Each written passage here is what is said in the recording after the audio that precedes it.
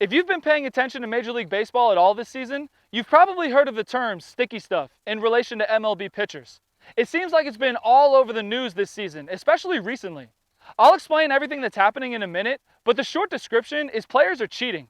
Just like the Houston Astros a few years ago and the steroid era 20 years before that, players are cheating again. That's the bottom line.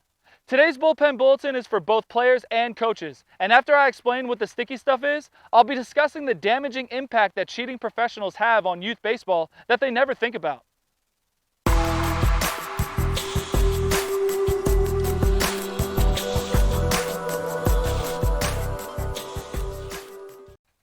Hey team, Coach Hart here with Building Better Baseball, the best place for baseball education. If you're just finding this channel and we're meeting for the first time, welcome, it's great to have you. This channel is for youth baseball players and coaches to learn more about baseball with tips and advice to take their game to the next level. If that sounds like something you'd like, be sure to hit that subscribe button and the notification bell so you don't miss a video. Before we get started with the cheaters, I'd like to let all of our new teammates know that there are a couple free guides in the description below that will really help you improve your game. I have a free equipment guide that explains every piece of baseball equipment and helps you find your perfect fit. There's also a free 2-hour practice plan for coaches that has 2 practice blueprints to help organize your practices and make them more efficient. I'm here to help you be the best you can be on the field. Don't forget to grab yours down below. Now, we're going to make sure all youth players and coaches remember to play this game with integrity. The first thing I want to talk about today is what's going on with the sticky stuff. I'm sure almost everyone watching this video has seen a baseball before. You'll notice that the ball is mostly smooth, but there are seams that go around the ball in a horseshoe shape. When the ball is thrown, those seams catch the air, and depending on the way the ball is spinning, the ball moves. That's what makes hitting a baseball so difficult, because the ball has the potential to move in all sorts of different ways as it's coming at you. So in the MLB, the pitchers are throwing the ball from only 60 feet away, and the hitters have about 0.4 seconds to recognize 3 things. Recognize the speed of the ball, recognize the spin on the ball and if it's going to move or not, and recognize if it's going to be a ball or a strike. How much the ball moves depends on how fast the ball is spinning. That's called the spin rate. The spin rate is measured in revolutions per minute, or RPMs. If a pitcher can get the ball to spin with a higher RPM, then the ball will move more, which makes the ball harder to hit. This is where the sticky stuff cheating comes in. There are pitchers who have been using different ways to create some sort of sticky substance that they can put on their fingers, which will enhance their grip on the ball when they pitch. And this causes more friction when they release the ball. More friction equals higher spin rate, which equals more movement, which equals harder to hit. Rosin is the only substance pitchers are allowed to use for their grip, and that's the white bag that you see on the back of a mound at every game.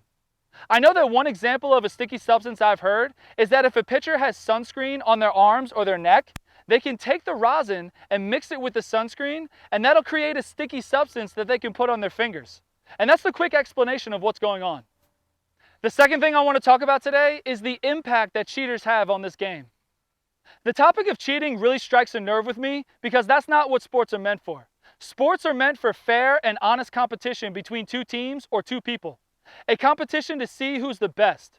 Your natural ability and the hard work that you've put in to get better versus my natural ability and the hard work that I've put in to get better. There's a winner and there's a loser. And if I win, I shake your hand and I say great game. If I lose, I shake your hand and I say great game. We both know that we gave it our best shot and we put in the work to try and be the best. One of us will be better. That's just the way sports work. If you can't handle losing, then you shouldn't be playing. In my opinion, cheaters can't handle losing. They know that they're not as good, so they try and find ways to get an unfair advantage over the opponent. How can you call yourself a winner? How can you be proud of a victory when you know you cheated? The worst part is, you're taking that victory away from someone else who played fairly, who puts in the work every day to increase their natural ability, and who's big enough to accept a loss because they know that if they lose, they were defeated by a better opponent, or so they thought. That's a real competitor. Cheaters take shortcuts and try to find ways to steal a victory instead of earn one. The one thing that MLB players never think about when they cheat is the impact that it has on youth baseball players. MLB players are supposed to be role models. They're supposed to be examples for future generations of how to play the game right. They're supposed to be examples of how to put in hard work to be the best, not how to find shortcuts to victory. There's no secret passageway to winning. You have to put in the work. And that's what MLB players should be teaching our young players. When young players see professional players cheat, they're being told that it's okay to cheat and it's something that you can do to win. And that's the absolute worst message for kids. The third thing I want to talk about today is to always play the game with integrity. The definition of integrity is the quality of being honest and having strong moral principles.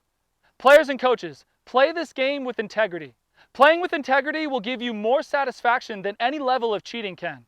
There are two parts here. When you play with integrity and you win, you can be fully satisfied that you are the best. You won flat out, fair and square. And there's no better feeling than that feeling of an honest victory over a great opponent. If you play with integrity and you lose, you can rest easy at night knowing that you gave it your best shot and you were just beat by a better opponent. You can learn from your mistakes from the game, fix them, and come back better the next game. That's how sports competition is supposed to be, honest. That's what we should be teaching our young players, not just in baseball, but in any sport. We shouldn't be teaching them the idea of if you can't win, then cheat.